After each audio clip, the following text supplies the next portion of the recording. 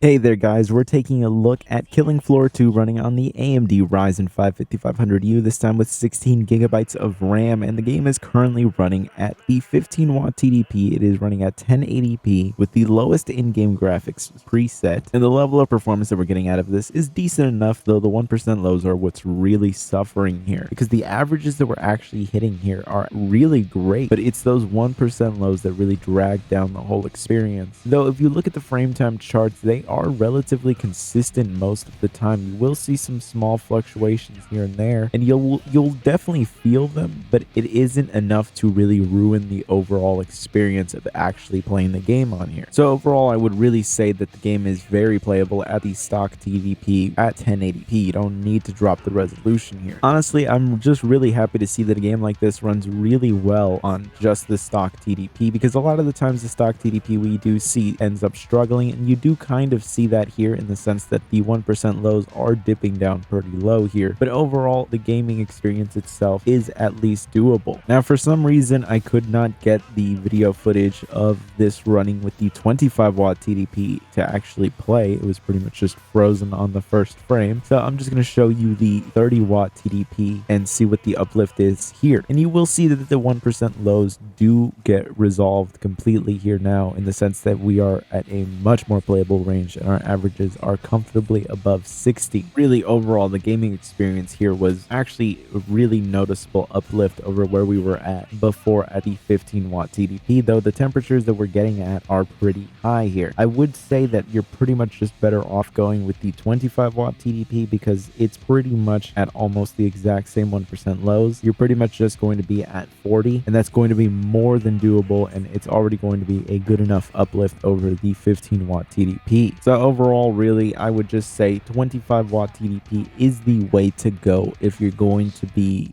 doing 1080p. It's going to pretty much give you the best experience overall. 30 watts if you have the system with the headroom without ending up cooking your system. But of course, there are gains to be had by adjusting the resolution as well. Dropping down to 900p already nets us a pretty major increase here. Now, we're still at the 30 watt TDP here, but you're still going to see some pretty major gains by really just going with any of the TDP settings. It's going to be a pretty big jump in terms of performance. At the 30 watt TDP here, you could see that our 1% lows are pretty much practically at 60, with averages that are in the 90 FPS range. That means then that we're going to be having some pretty incredible levels of performance here, and really we don't have to sacrifice too much in terms of resolution. I think if you're stuck at the stock TDP, this is really the resolution to play at. And even if you can raise the TDP, 900p is giving you a nice enough uplift that, realistically speaking, if you have an external monitor, you can now actually utilize a 144 Hz display, as long as it supports FreeSync over HDMI, or you get yourself a DisplayPort to USB-C cable. Though whether or not you could handle 900p on a 24 to 30 inch